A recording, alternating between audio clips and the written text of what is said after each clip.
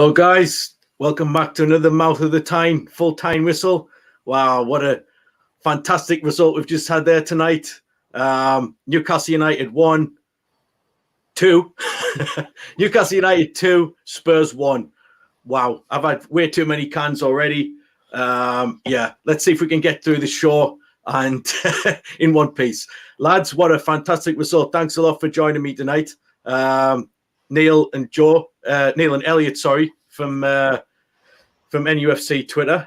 Got Neil unmuted there. Let's do it. Yeah, he's still muted, Neil. Is he still muted? I think he might have muted his own mic there.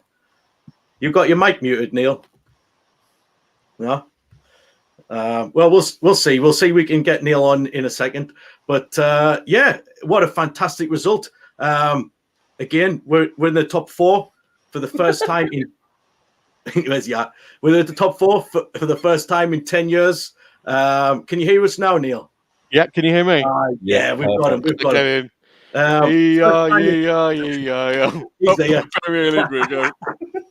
Hey, right, let's do it again. Can we start again, please? Right, here we go. First time in the top four in 10 years, lads. What do you think, man? How are you feeling tonight? Let's just get your initial match reaction straight away off that. Elliot, do you want to go first? What did you say, me or Neil? Sorry, Ben. You can go first, Elliot. Yeah, tell us what your thoughts and feelings are.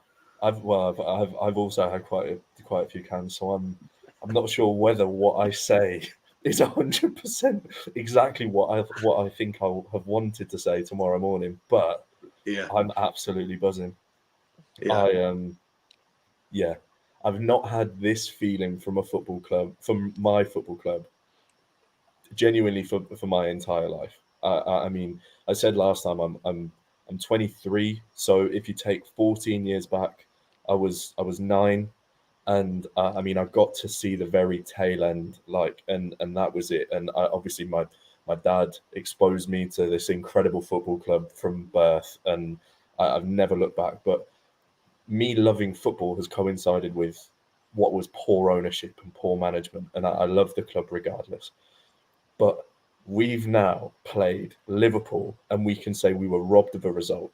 We played City and played them off the park for the majority. And you always run the risk of conceding against City. We were excellent. We should have got something at United. We've beaten Spurs. We're on a run where we've hammered Fulham and Brentford. And you said it perfectly earlier, Ben. This doesn't seem like a run of form. I think this is just us now. And it is mind-blowing. The fact is, we went to the ground where they haven't won. They've won every single home game for the last 8 games, and we looked the better team. I don't think they are hard done by in any way for the goals in any way. If anything, we were robbed of a couple of decisions. We'll get into that, but I think the feeling I have right now is I don't see. There's not been a game that we've played in where we've not looked like we're on the same level of the team we're up against.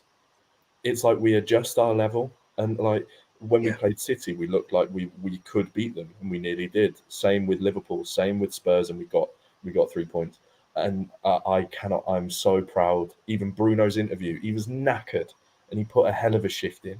Miggy is just like, we've got the best right winger in world football on our hands.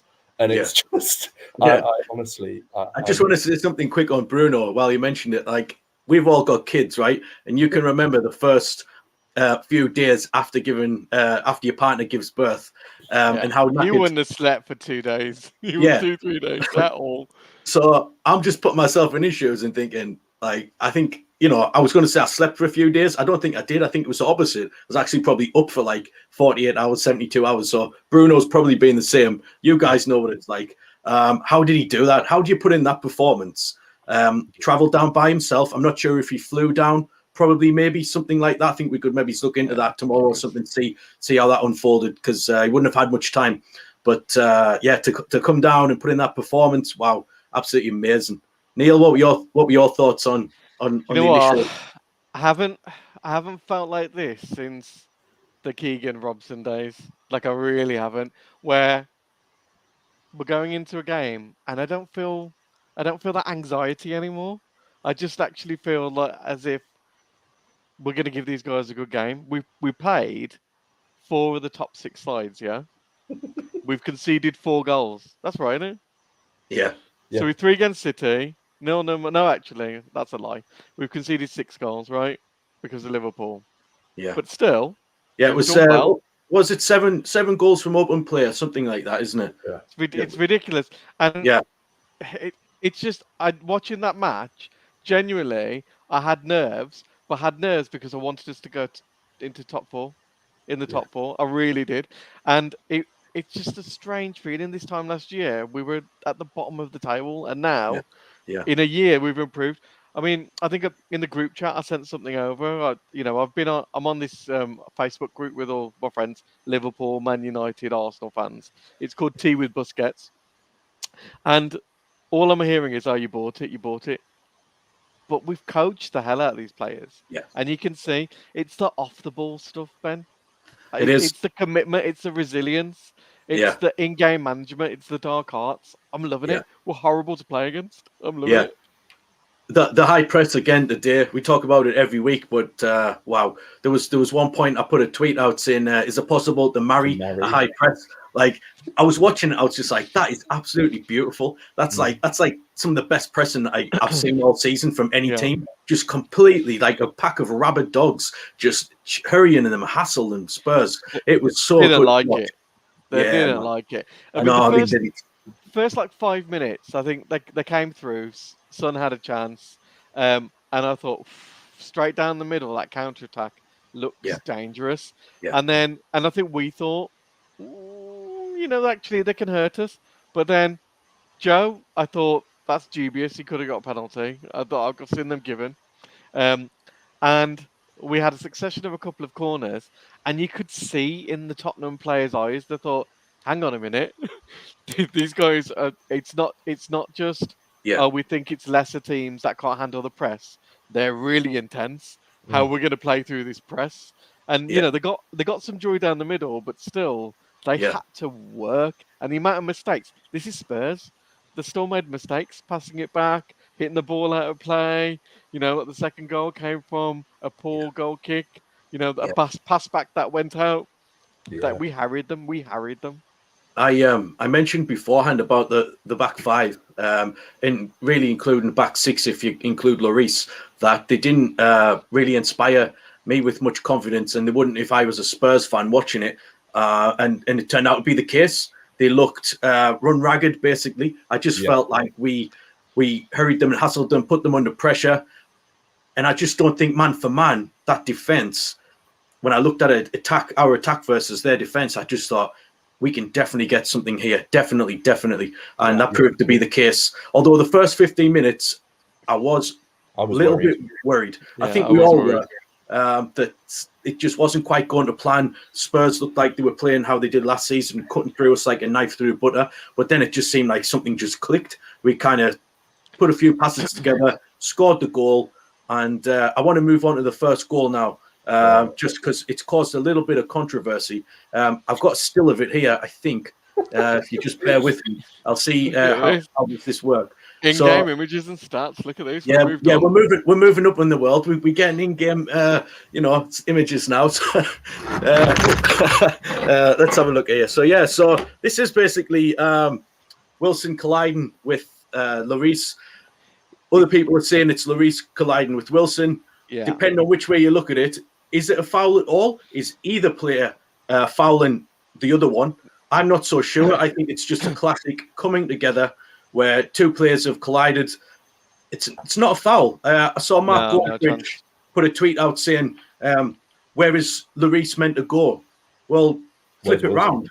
Where is Wilson meant to go? You're looking at that. Two bodies colliding together. It's Lloris that's not in his box. So what do you guys think about that? Callum Wilson's going towards the ball, and he actually slows down. So he slows down. You can see he's taking short steps to reduce the acceleration into Lloris. Lloris steps forward towards the ball. Callum Wilson doesn't have to move out of his way. He's entitled as a striker to hold his ground there. Lloris, however, goes down very, very easily. He was trying to buy that foul. Lloris easily could have tried to clear the ball. He's got a touch first. He could have cleared the ball. He didn't. He plays for the foul, and then he goes down. He doesn't stand his ground at all, and it's just really poor. And I think Wilson, he's entitled to go for that. He really is entitled to go for that. And it's not as if he shoulder barged him out the way. He's tried to de-accelerate. He's put his arm out a little bit to kind of stop it. That's a blunder from Lloris for me. Yeah, totally. Elliot, what's your thoughts on that one? I agree with everything Neil just said. I think it's, if you're going to start giving those as fouls, what? So two people who are clearly looking at the ball run into each other and collide. One of them is clearly stronger than the other, or one of them is trying to buy a foul and the other isn't. You're in a position where I think Wilson said it perfectly in his post-match interview. The referees give goalkeepers way too much love, and it's you'll see a player goes up for a header, and if the goalkeeper has his hand on the ball and then falls, it's a foul. Sorry, it's a foul, and it's ridiculous. And I think the fact is, Lloris went down and tried to buy it. He stayed on his feet, can close Wilson down, or try and get back and swap places with a defender, and Wilson doesn't get that shot off. He's shot himself in the foot, but the composure. He's got a lot of work to do. Spoken about enough. He basically had to chip 3 players to get that ball in the back of the net. Do you know which goal it reminded me of? Can you remember the one? Was it against Aston Villa? Was it last season? Or was it? Yeah, it must have been last season. Or was it Burnley? I think I know. Oh yeah, Burnley. I'm just thinking claret. That's all I can see. Like, yeah. When he dinks it. Yeah, when he dinks it. I thought it was very similar to that one. Keeper came out and obviously just caught in no man's land. And then, like I say, Wilson finished with aplomb. Really great finish. I want to move on now. I didn't realise how technical Wilson is. Yeah. Like, since he's come to us, now some of the finishes he's getting, I'm thinking, actually, he's not just a fox in the box.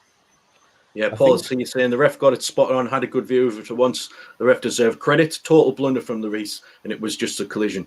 Totally think that's a spot on assumption of what happened there. Let's move on. We've got some other images here that we're going to go through. If I can just get them up. I'm loving this, Ben. Yeah, man. I thought you'd like this. You should replace Cara, Ben. Yeah, that's it. I've got my eye on him. Right, let's have a look here. So we've got 2 angles of this one. This is the penalty incident where we were 2-0 up, 51 minutes gone. And I just thought if we'd scored this, and obviously if we got the penalty, then we'd scored it, which I think we would have with Wilson in such form. That 3-0, it kills the game straight after half-time. We have a nice, easy second half, no heart attacks, just nice, chilled out afternoon, instead of palms sweating, but we didn't get it. So there we can see that's one angle. I think the next angle's a little bit better. Not that one. It must be this one. Yeah, so with this one, you can see that arm is in an unnatural position. It is completely unnatural. There is no reason for his arm to be out there. Who was it again? Was it Emerson Royale? I forget who it was now. I'm sure it was Royale.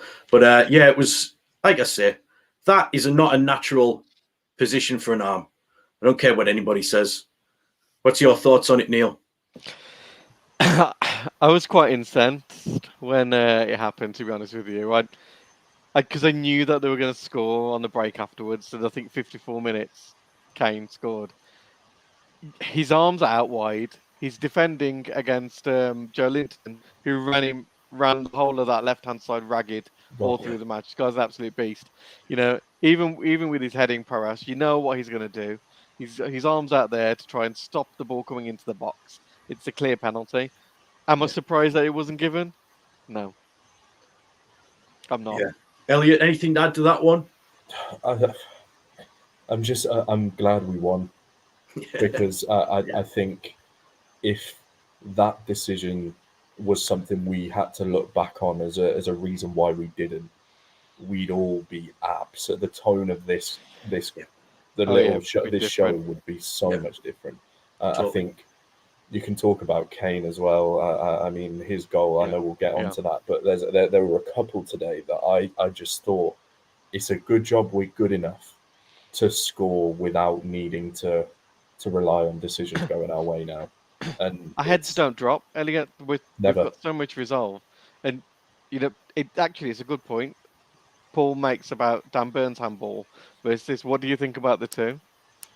I think so. Dan Burns' handball. Obviously, he's up like this, up here, but he's moved and lunged forward in a way that means his hand has to be there, and it's a position. That is a natural body position. You're telling me if you're lunging forward to intercept the ball when the player's in front of you, your arms are out wide. It's never. If you're going to give Dan Burns handball as a penalty, Emerson's is without question a penalty, because the fact 100%. is he's not only denied the ball staying in play, he's handled the ball in the penalty area and stopped it coming back across the box. It's absolutely disgraceful. The fact that VAR can look at that and not see it as a clear and obvious error in the referee's decision.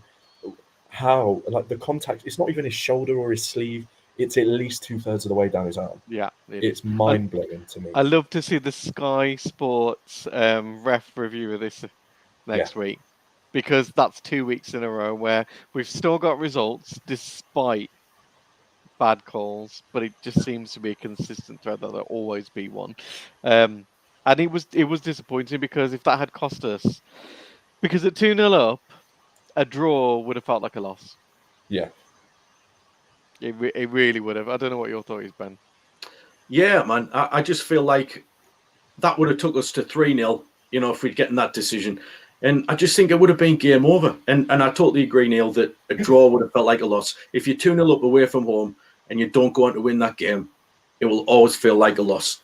Do you know what I think as well, Ben? And Yeah. I think we've spoken about this before. I fully believe we get that penalty, we score. I don't think it ends 3-0. Oh, yeah. I think we would have buried them. I think there's a 3-0 there, and we absolutely pummel them after, because Yeah. they can't stick to their solid Conte shape that doesn't work anymore. They can't ease themselves back into the game. They'd have to go home, wouldn't They're gonna have to go for it. We picked them off from that point, and but never mind, we won. So happy days. Their heads dropped, though. Elliot, you're right. At 2-0, just before half time, their heads dropped so much in that 10-minute spell. Honestly, the arse fell out. Harry Kane was rattled as well. Yeah. I really do not have any love for Harry Kane, because he's got a dirty tackle in him every single game. And the lean that he does, that means that anybody behind him or jumping behind him risks breaking their flipping neck every time. He's a good striker. He's a great striker. Yeah. I don't like the way he plays, especially if he plays against us. World Cup, different. Yeah. Don't mind seeing it for England, just not for Spurs. Yeah, just not for Spurs. Yeah, just to roll it back a bit, we missed what I felt was, it caused a lot of controversy in the first half. I think I was kind of outnumbered with my opinion, although a few people agreed, but the majority seemed to think that the Joelinton coming together, I can't remember who it was with now, when they came together in the first half, and early in the first half, and it was denied. I thought that was a penalty. Now, some of the guys who we were speaking to said that Joelinton put his foot in first, kind of initiated the contact. To me, and everyone's got an opinion on this, I kind of think that was irrelevant, because all I'm seeing is somebody trying to kind of go for the ball, and he puts his leg in, but it's the kind of bundled over motion after that. Yeah. It kind of just didn't, it looked very, very clumsy. And I just feel like we would have, if the shoe was on the other foot, Spurs would have been screaming that Kane had got to the ball first. He'd put the foot in first, the legs collided, and then he was bundled over. I just feel it would have been a penalty. I feel like these are the ones we're not getting the rub of the green. Even we don't even get the nailed on ones, but even the 50-50s like this, or even like 60-40s, we're not getting these, and we're getting used to it, and it's not good. So what do you guys think of the Joelinton collision in the first half? Penalty. Yeah. Yeah. Yeah. He's reaching for the ball. If you look in if you had a picture of it as well, I'm going to tell you off for not having a picture of that now. But the defender's got. I've seen a picture on Twitter. The defender's got two legs wrapped around Joelinton's leg, And Yeah. Joelinton has stretched his leg kind of between the defender's legs to stretch for the ball, but equally he's got there as well. And I've seen them given. Unfortunately, you will never see one of those given for Newcastle. No, Yeah, never. no, I definitely. think it's massively frustrating. Joelinton had a blinder, by the way. Again, he was absolutely incredible. Beast But mode. I just Yeah, back to his very best today. That he looks like an Olympian. He's just something like one of those old school gladiator build freak athletes. Chiseled where from he's marble, just, isn't he? yeah, and I mean, like, don't get me wrong. I'm not going to sit here and start analysing the curves of his muscles and stuff, but I've got a lot of love for Big Joe, and I think I just. Yeah, But if you look at Spurs away when he scored his goal when he was a striker, yeah, and then look at him now, physically he has bulked up. He is looks an like he's been on absolute cheese. He really unit. does. Yeah. Absolute He's a unit. lot more slender. I was looking at the first goal against Spurs, and you can see in that one when he just come to the Premier League, there's really not. He's tall, but there's nothing on him. Whereas now it's like still got the same height. Obviously. He must have taken a few knocks and thought, right, forget this. Yeah, definitely. And the good point as well, both of you, about Joelinton putting in a shift. I can't believe that team. How fit is that team? That's the third game in a week. Yeah. Sorry, Jurgen. Unfortunately, we can play 3 games in a week. But I love that. But how fit were they? Callum Wilson. I thought he was going to go off for 60 minutes. Do you know, Neil? I had a moment where I actually turned and said there was a sprint that Wilson did, and I turned and I put, please, like that, just make that it for the game, Cal. Please, I don't want you to pull up. When he surged forward between the 2 defenders. Yeah, and then look at it, like it was that first touch, the one where he did that beautiful first touch, and it took him out wide, and it was just like, Nyong. But he just, the fact is, he did that time and time again today. That work in tight spaces is unbelievable. That turn he did on Wednesday as well. I don't remember he turned it, and it was literally like the ball was stuck to his foot. That's why I'm really surprised at how much. But all of them now, they're working in tight spaces, whereas before, I was laughing to my lad earlier because I said, remember when we were watching the Germany friendlies, and I said, this team's can't play possession football under pressure and working in tight spaces. They just can't do it. And now they're doing it on the touchline, and I'm like, I turned around to him and said, I'm eating humble pie on this one. I don't know anything about football. It's been done as well with minimal changes. Like we haven't had this kind of whole team or half a team kind of change over what other teams do. I mean, Spurs today apparently freshen it up with 5 new players from their midweek game. We've pretty much just kept the same team. A couple of tweaks here and there with Willock starting where he was kind of unwell the other week, but it's been very minimal, and it's just like, wow, like how can a team perform at that level? And like I say, we're not even like we're not sitting deep. This is a high pressing team that's exerting shitloads of energy every single game. And today, do you want to know the thing what I thought stood out today? I thought we actually looked fitter and faster than we did against Everton in midweek. 100%. Yeah, 100%. It's freakish, isn't it? Because it's like there's something that's happened, and it's obviously coaching and work, and we know that that's what the situation is, even Sean. And it's very much kind of just the way that this team is performing. It's like they give each other energy. At any given point, it's like you'll see, and we're slowly building a team of athletes, and you can see it. Wilson is rapid and strong. You've got Joelinton, who is the ultimate athlete. You've got other players dotted around the pitch. Botman is an absolute machine, and you have all of them just they just work in tandem so beautifully. And we are. It's not just like we are a high pressing team compared to others. We're statistically the best one. We have the highest amount of turnovers, attacking third turnovers in the league. Chances created from attacking turnovers. We're scoring goals from this way. We are just. We are probably. I've never seen a fit Newcastle team. I don't think there's a fitter team in the league. I really don't. I don't. Even when Beasley had Leeds, and Leeds were a fit team with Beasley, I think we're fitter than them. It's really crept up on us because when Eddie took over last year, obviously we were so unfit. And then we kind of started reaping the rewards as we got towards end of January, February, March, and we were saying, wow, the turnaround in a few months, this team is super fit. But even comparing that side to how we are now, it's like we've gone up another level. You know what I mean? This is like unreal. This is phenomenal. These stats. We were joking about just off air there before we came on, though. Apart from the Premier League, which we're obviously fourth in, we're kind of top of every other table. Like we're top of the clean sheet table with Pope. I don't know if he still is after this weekend, but he was the other day. You know, we're top of the headed clearances table. Like we're top of like just all these different tables. Trippier is the most creative right back in Europe. Like it's just like stat after stat after stat. Like, you know what I mean? It's like Miggy scored like 15 goals in 2020. It's like the most he's ever scored in a calendar year. It's like this is just like just keeps going on and on and on. Like, do you know, I'm seeing.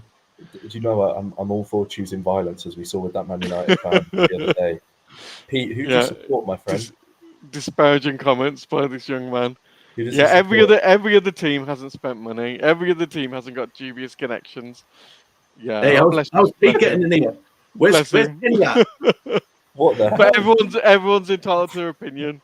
Pete has definitely got his leg. He's definitely not had his leg over with his missus for a while. He hasn't, has he? I think that might be a disgruntled Tottenham fan. Bless his heart. I'll give him a bit of airtime. There you go, Pete.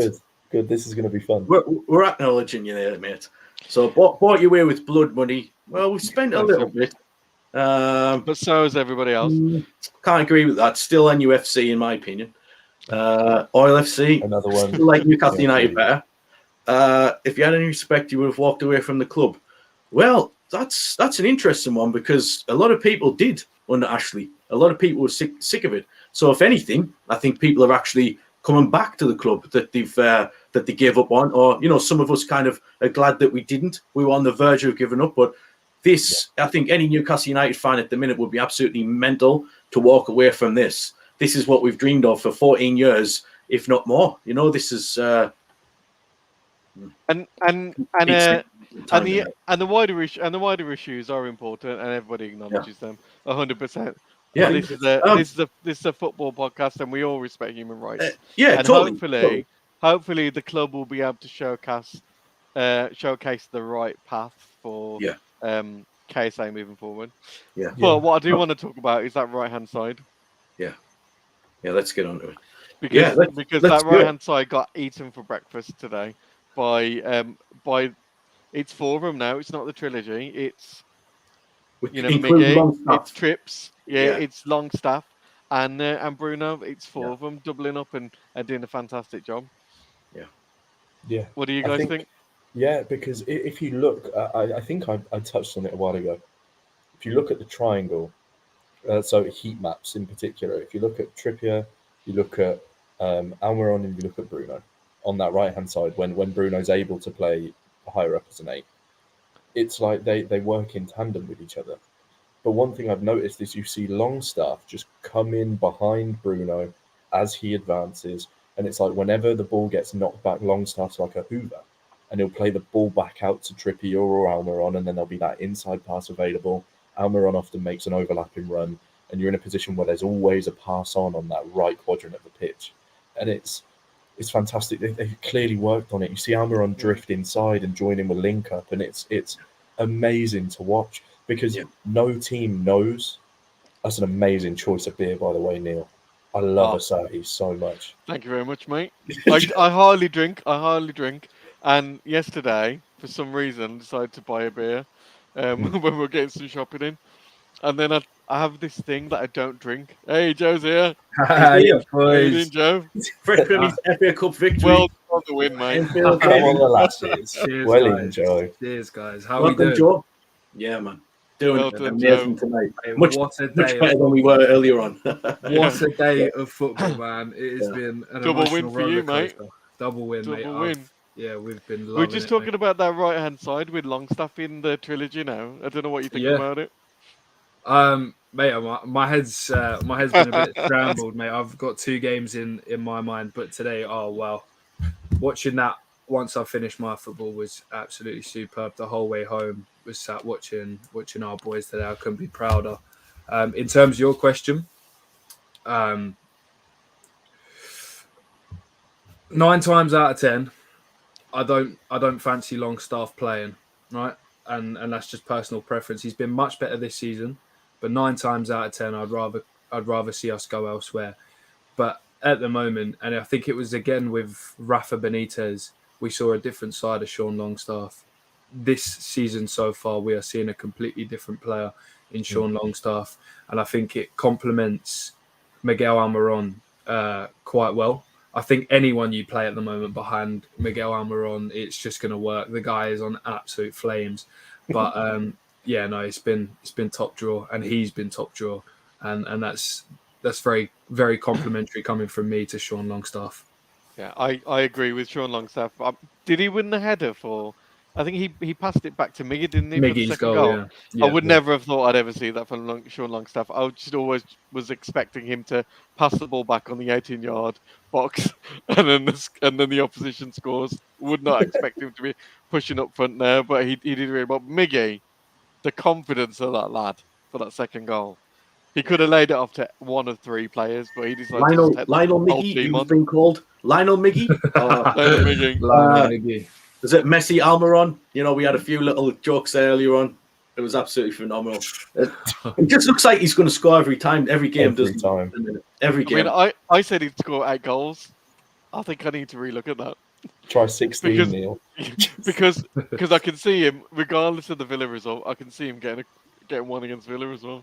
I really hope we absolutely tank those boys next weekend. By the way, I really don't like Villa.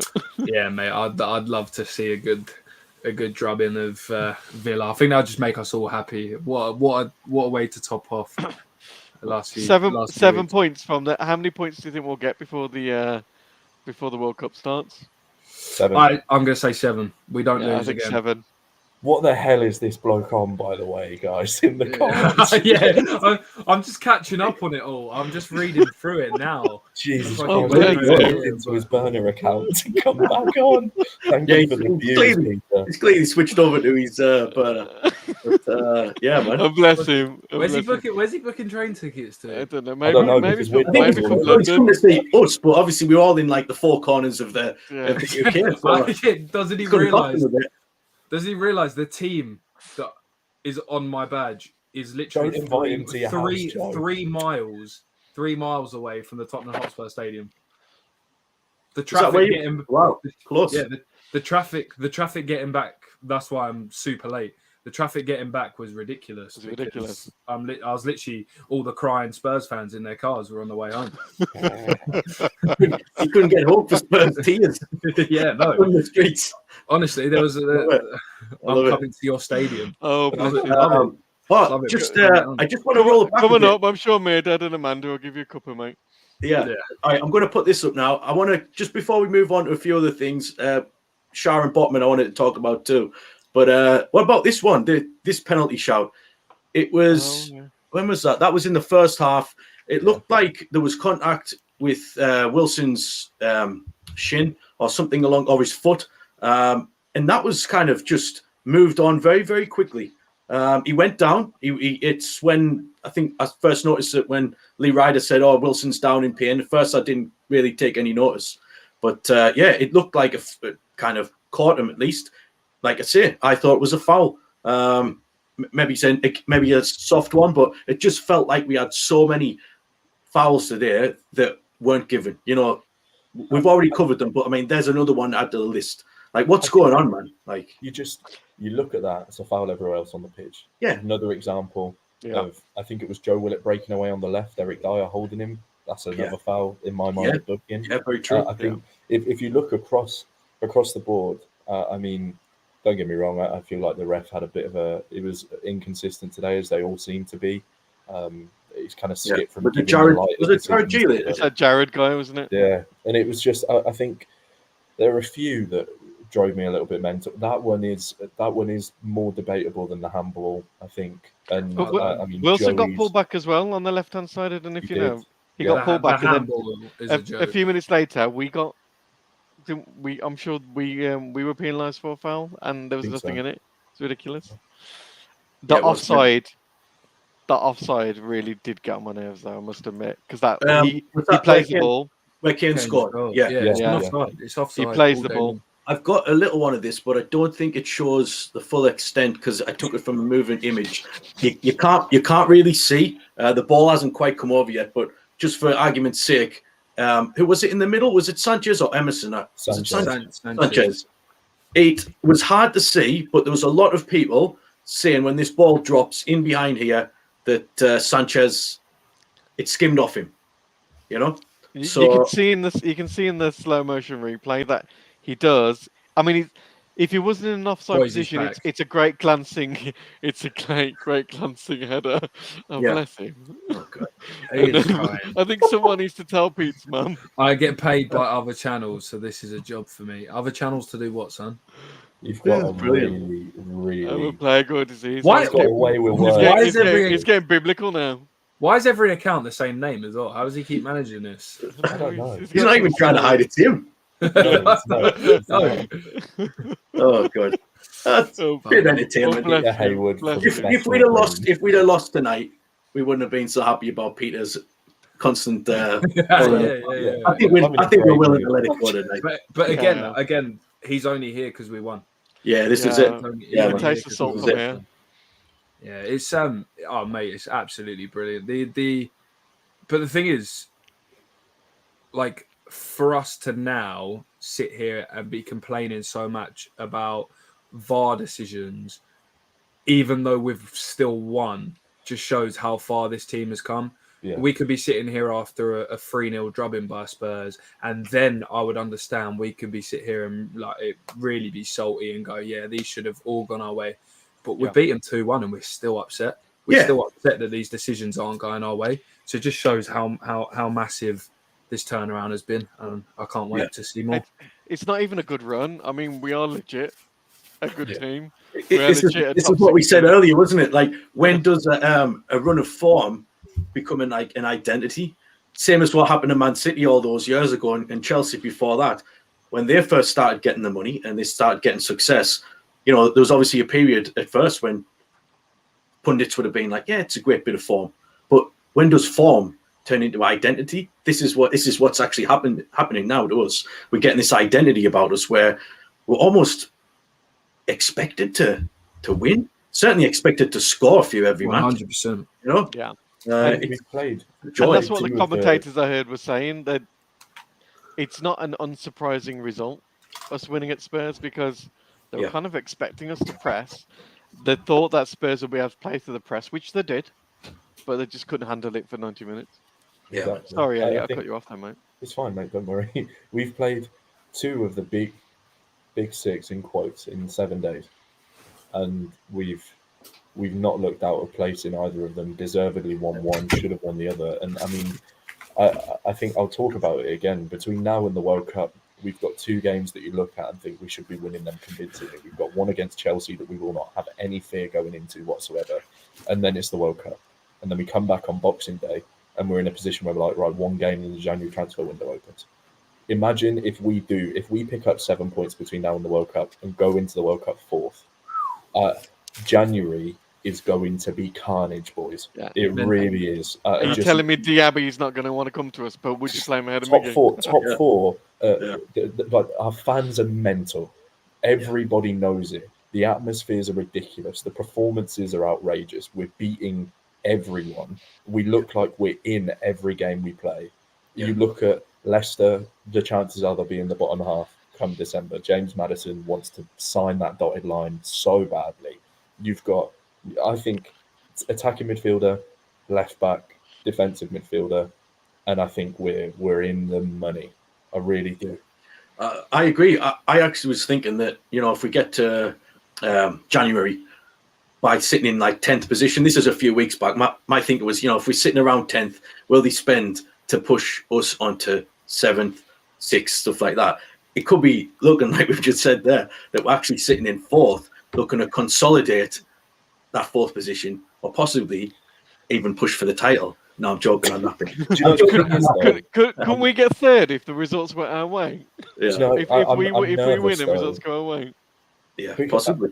Just next week. Yeah, There I is. have to check.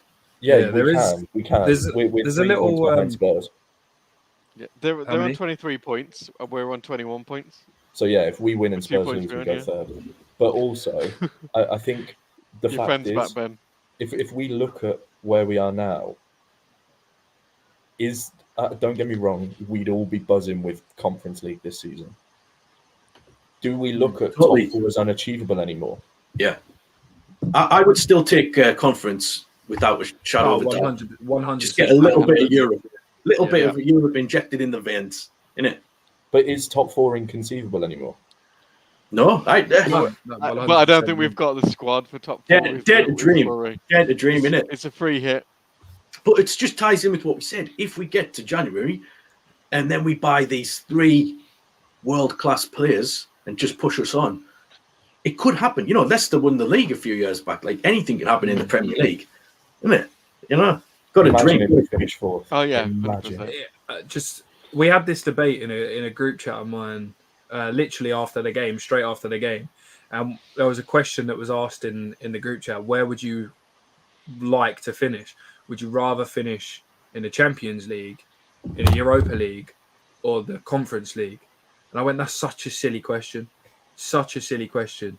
You're asking fans of a club deprived of European football if they'd rather go into the Conference League than the Champions League. I went, the players that would be absolutely swimming across the channel to play for Newcastle is absolutely ridiculous. I went, you give us a chance. It might not benefit us. I'm talking but the chance to play in the Champions League. I know the Champions League is a bit more full on, and we might not have the squad depth for next season. Go and get 4th again, but if we did somehow manage to finish 4th, right? I can't even. It's just kind of incremental steps, isn't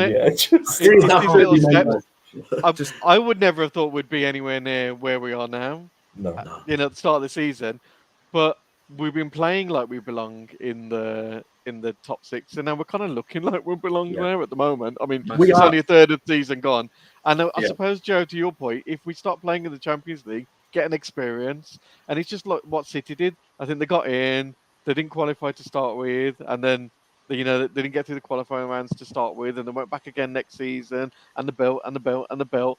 How long did it take them to get to the quarterfinals? It took them years, didn't it? A long time, absolutely years, yeah. But hey, that'd be class.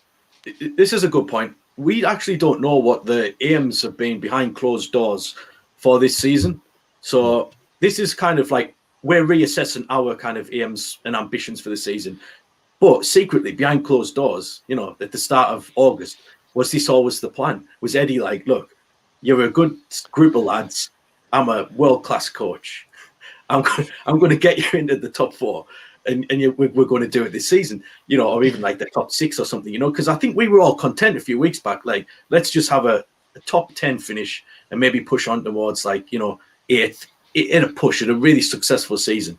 But what if the players haven't been told that, their ambition was never that? The owners could have come in at the back end of summer and just be like, this is the squad. We believe in you. Go and get us Champions League football. And they're just like, yeah, no bother. No bother. I think Eddie's turned around and said, look, we're intense. What we do is we break players down by our intensity. We outperform them physically on that pitch, and we get into positions where tactically they're going to make mistakes.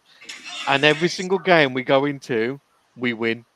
We win every single game. It's no longer going into a game and thinking, oh, we can get a point out of this, or let's not try to get hammered here, lads, like it was in Bruce's era. We're aiming for 3 points, and this is the plan. If in the background, then there's that belief of saying, "No, let's get into the top 6," then happy days. Yeah.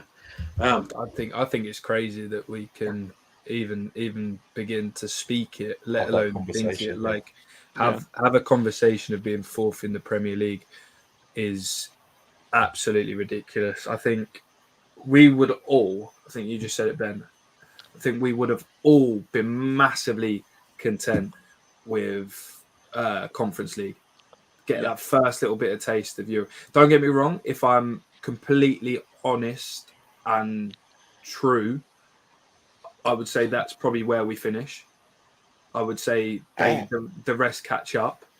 But they I'm just reading that line below. Yeah, Vernon's crazy I'm people on the doing plenty chat of lines today. to hedge I'm trying not to laugh while saying something.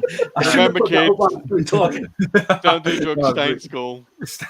Don't do drugs, stay in Go school. on, Vernon, or lads. be like Vernon. That's the other option. I'm going, Vernon, as soon as we've wrapped up here, I'm joining you, mate. Bloody hell, Ben. So, Vernon, you got a great name. I'll give you that. Great name. Absolutely great name. No, honestly, it's absolutely mental that we can sit here and begin to talk. And I think the transfer window for January, because I genuinely believe we don't lose until January. I think our next loss will come, if I'm honest, at Arsenal. I think that's on the 1st or 2nd of January. Yeah. And then we've got a nice break to play Fulham again. So I don't see us losing again till about the 2nd of January. And if that is the case and we stay in the top 4, these owners are going to go ham. And we know Saudis don't play second fiddle to no one. No, Saudis don't play second fiddle to absolutely no one. You think in terms of the Middle East, they're the top dogs. You think of anything they do in sport, trying to host Anthony Joshua versus Tyson Fury, which isn't going to happen now, but you think they were the front runners to host an all-British world championship fight, and it's going out into Saudi Arabia. They, especially with their money and competition, they play second fiddle to absolutely nobody. So we are so fortunate to have them at the helm of our football club because they want to win the lot. And they want to grow that sporting portfolio across the whole of KSA. That's their plan. That sporting blueprint. You know, they're really looking to try and push it forward. You made a comment about Arsenal, Joe, quickly. And sorry, mate. And there was I think there's something that you retweeted, Ben, about someone had put, I love the result. Obviously, Arsenal fan loves the Tottenham result, but said, but actually, the inevitability of Newcastle becoming a force is a little bit scary. And I've got a few Arsenal friends. Talking to my lad, he's got a few Arsenal fans that are friends as well, and they're all saying, I am not looking forward to playing Newcastle.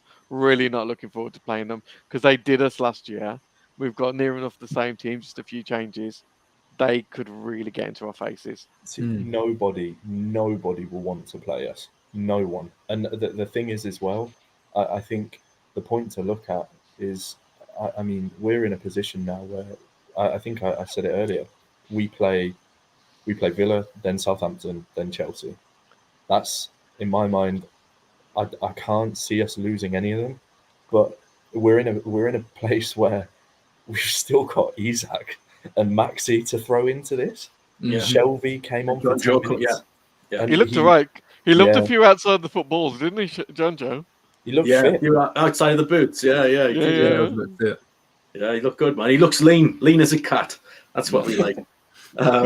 Just to touch on what Paul says, he says like this result today was basically 6 of the players started were kind of Bruce era players, and I mean that's just another stat that it jumps out at you. Like, this is how this is not just money. This is Eddie's philosophy, like we've said, to the intensity, the kind of confidence he puts into his players, just the work ethic, everything, and the tactical kind of nous as well to kind of pull it off as well. It just looks, it's all coming together nicely. And I put a tweet out yesterday saying that Howe has already been managing for 14 years since he was 30 years old. And the guy's 44 years old. So, hypothetically, if we're thinking he's going to do a Fergie, he's got another 25, 30 years in him, possibly. Hopefully, as long as things continue like this, hopefully at NUFC. I would honestly say I would have this man, this is hand on heart, I would have Eddie Howe for the next 25, 30 years and build something super special. I don't care if we have a bad patch under him at any phase. Yes, other managers might come to the fore and might be thinking, this guy's a really good, the next Jose Mourinho, the next special one. At some point in the future, this could happen where it makes us think, wow, this guy would work at us. But as long as it's working like this, we'd be fools to get rid of Eddie Howe. Who's to say that next manager? For him, though. Yeah, it's like as well. But that exact point right there. That exact point. Love each other. Yeah, 100%. 100%, and all of it links to who's to say that a 44-year-old Eddie Howe isn't the next special one. Exactly. Hand Yeah. on my heart. Yeah, very true, Joe. That's a great point. Yeah, I'm looking at other people, like you say. Who's to say it's not Eddie himself? Very, very true. The mate. thing is, Yeah. he's brave. Like, he's brave. He has instilled a philosophy that he will stick to. It works. And- he has a very clear idea of who he wants to play in his teams. He understands the place. He understands what the club means to the people. He speaks incredibly well. He never undermines his players. I tweeted a quote earlier. I put it into the group chat. He turned around after a very, very loaded question about what can you do this season, and turned around and said, I'm not going to add any external pressure to players that are giving me everything. And it's like, where has this man been all my life? I love him so much. He's got the perfect answer for every question.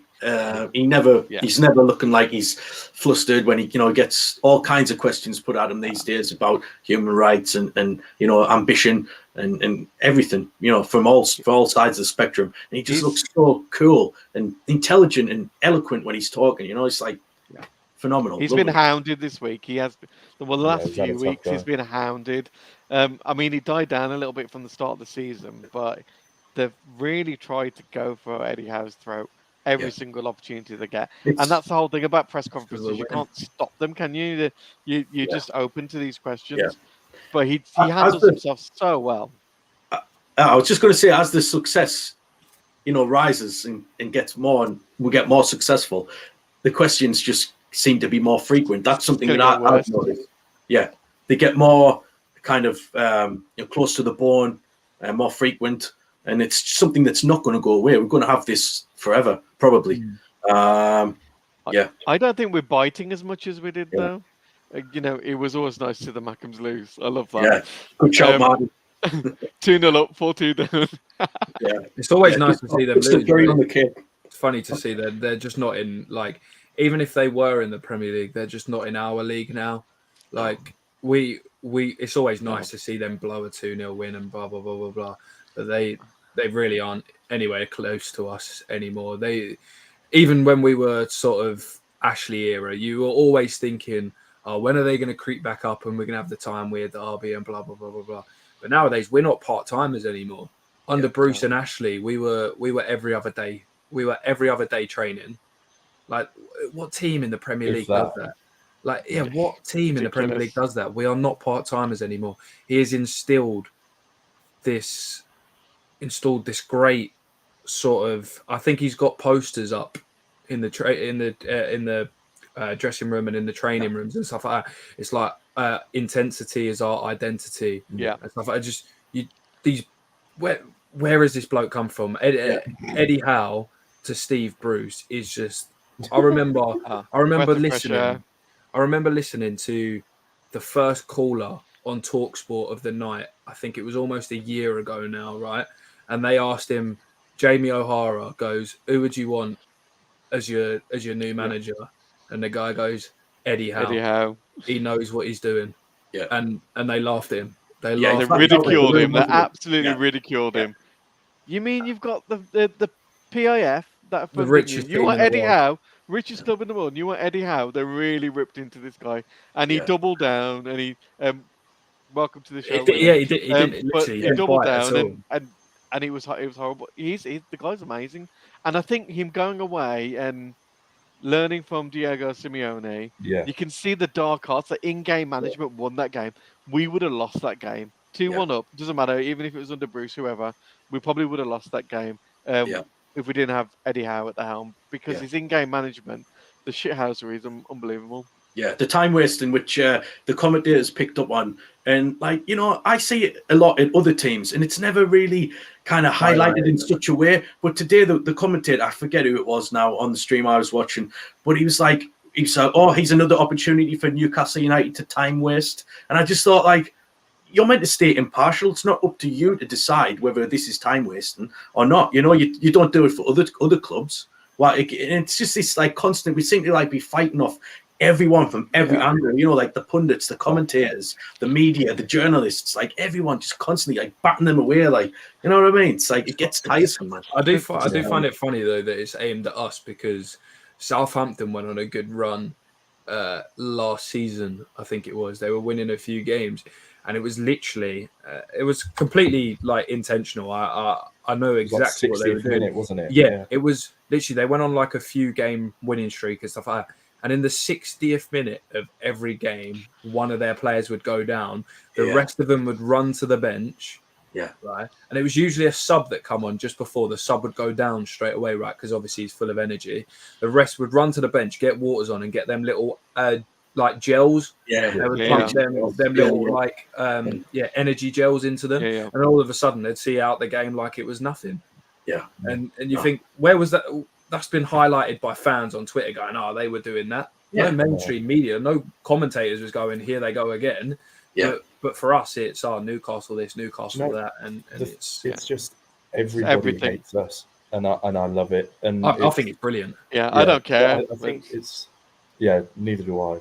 But no, I dropped a little message. I need to jump now, boys. It's been an absolute pleasure. No, pleasure to Have a have me. cracking. Fine. Enjoy the rest.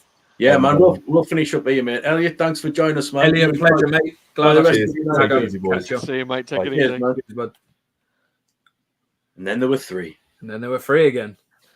Just before we wrap it up, guys, I wanted to just roll back a bit and talk about Botman and Cher, particularly from my point of view. Cher, I thought he was absolutely phenomenal tonight. Oh, and also, just before we answer this, just want to say hi to Willie there, saying he's a new subscriber, so welcome to the channel. I hope you enjoy the show, my friend.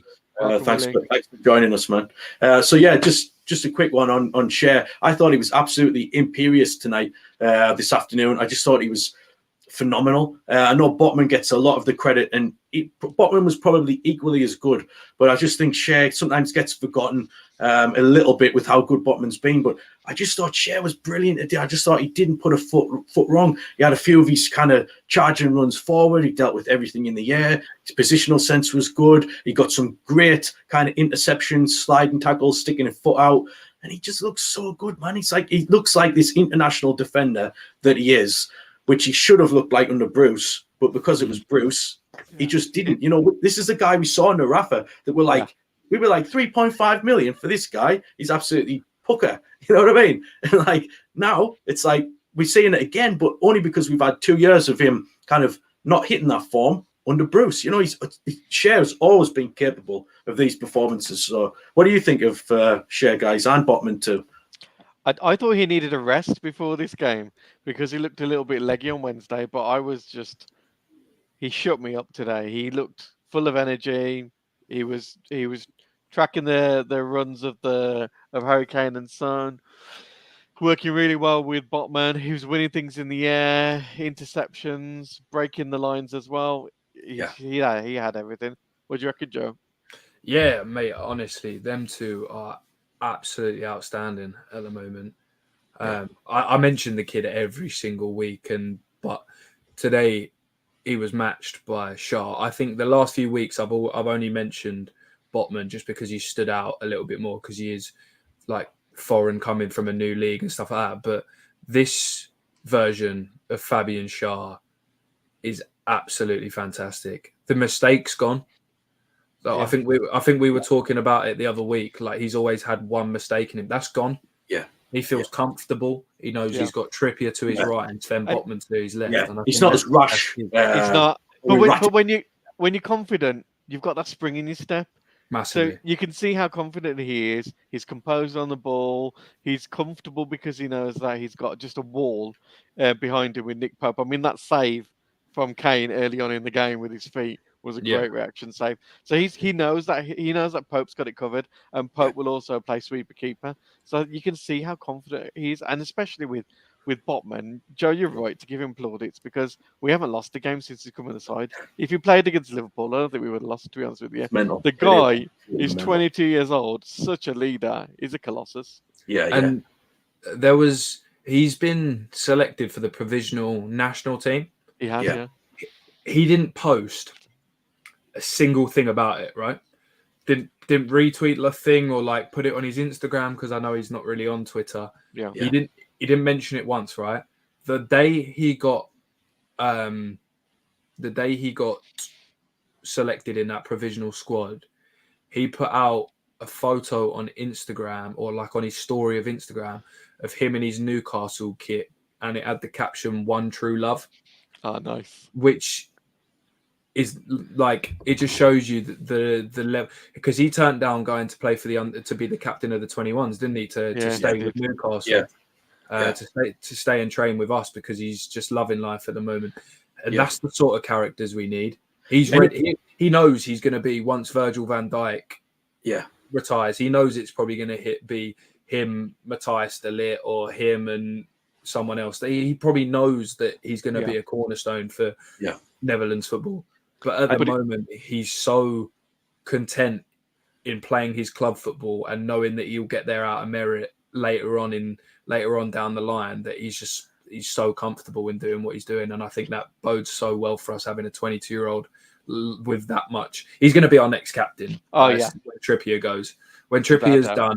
But I think so. He don't look like he's slowing down. So Sven Botman might be our captain at like the age of 25. He's getting better with age, isn't he? He's a late bloomer. Definitely Trippier. He was pretty good, in his early career. But again, I think he's kind of really took off since he went to Spurs and then Atletico, and then, you know what I mean? So it's like he is kind of improving with age, which some players do. Some players peak early, like, Michael Owen, who was obviously finished by the time he signed for us. And others kind of get better in the late 20s, early 30s. So hopefully Trippier's on that side of the fence. Another quick shout out here to Ken, another new subscriber. Thanks for joining us, Ken. Thanks for subscribing. Ken. Welcome, Ken. Getting a few new subscribers tonight. Glad you like the content. This is kind of what we do. This is what we are here for, just to ramble on about the tune. So thanks for joining us. The thing I like about Botman is we heard a lot of rubbish from media outlets about Botman and his attitude. He was going to sign for Inter Milan. He was going to sign for us, this, that, and the other. And there was a few people that made snap judgments on Twitter as well. You saw it about his character and this and the other. But I think he's shown it in his football, the type of lad he is. And your points, Joe, about taking over from Van Dijk, he's showing that he can match the best in the best league in the world. And he hasn't looked out of place. He hasn't looked like he needed time to settle. That guy looks ready to go. Yeah, he's had some big plaudits on social media tonight. The likes of Jamie Carragher, Jamie Redknapp, Alan Shearer have all commented on how good this young man is. I think Jamie Redknapp's was just as they were finishing up on Sky or whatever.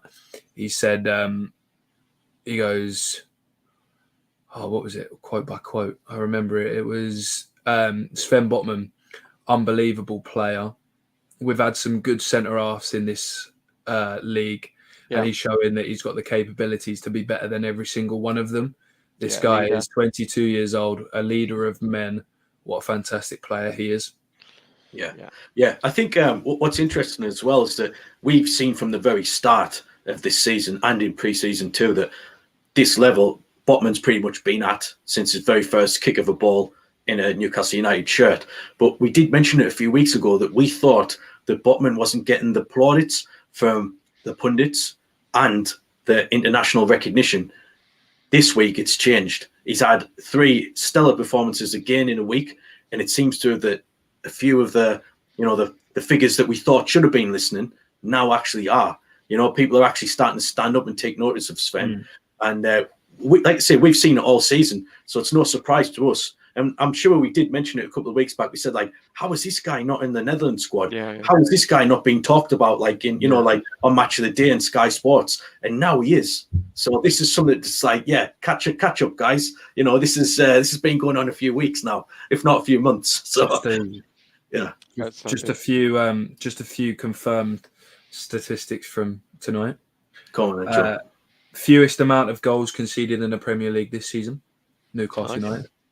Fewest amount of defeats in the Premier League this season, Newcastle United. Take that.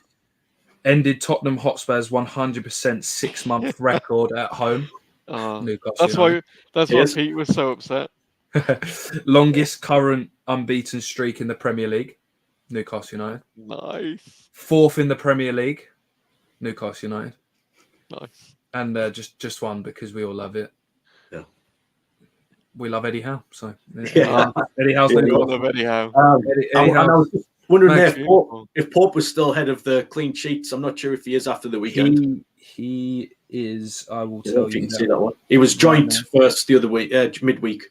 Don't know if he still is now. But Who was he drawing with? I Man, think it is. Man City conceded. Man City Yeah. conceded to Brighton, Ah. so it Probably still joint first. Joint. Just we're top of everything, really. It's only the Premier League that we're not top of, and like I said, that looks like it's not far away now. So, There he is. I think Yeah. if it shows it, no, I can't probably see it, won't. but he is still top. Yeah, cool, man. Yes, he is. He's top of clean sheets. Yeah.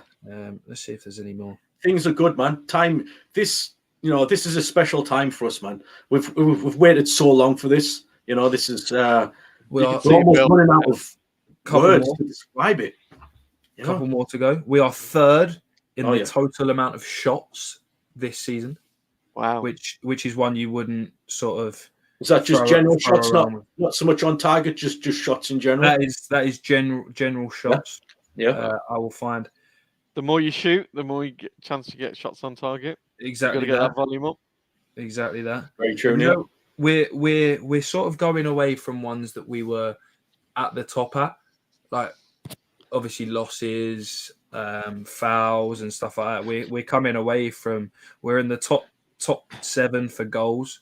We're joint first for clean sheets. We are second for goals outside of the box. Nice. We are in the top 5 for goals inside the box. Like little stats. We're in the top 6 for clearances in the Premier League this season. Right.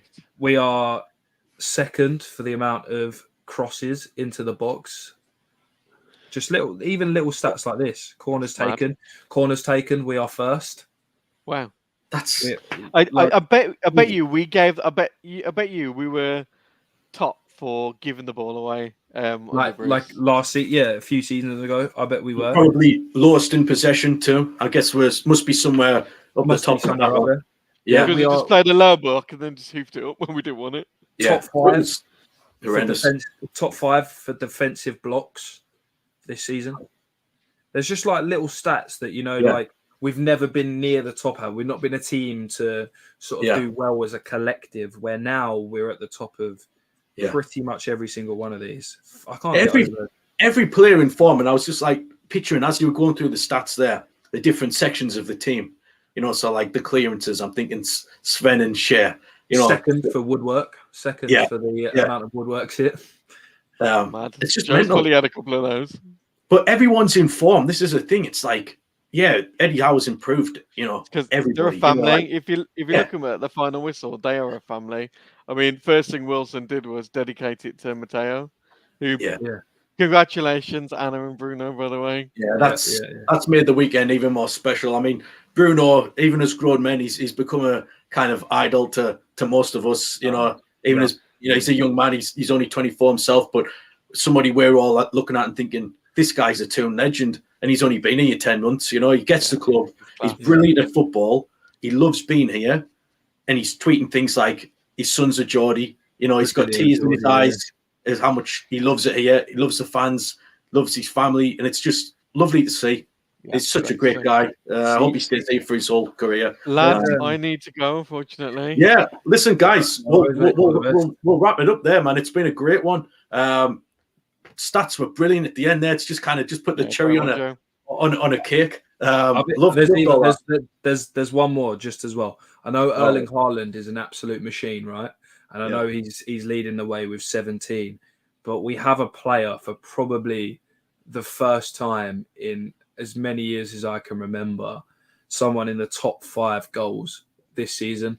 I know, Miguel Almiron is in the top 5 for the amount of goals scored this season, and I think that's something that's never been sort of addressed with Newcastle United. We've not had player who stood out and scored. Obviously, back when you think, how long ago was it? You think Papa Cisse maybe. Demba Ba, maybe. Yeah. I think there was one where Callum Wilson got 10, but he still wasn't even in the top 5 because Jamie Vardy had 15, Salah had 20. Yeah. I think he'll only win another stat. I think Miggy will have most goals in goal of the season at the end of the season. Because he's scored some massive worldies. He's going to be up there, man. He's scored belters. Yeah, guys. Listen, okay. Let's wrap it up. Neil, if you want to go now, I'll say bye to everybody. So I'll take Neil off there. Everyone. Thanks, Neil. Cheers, man. Cheers, Neil.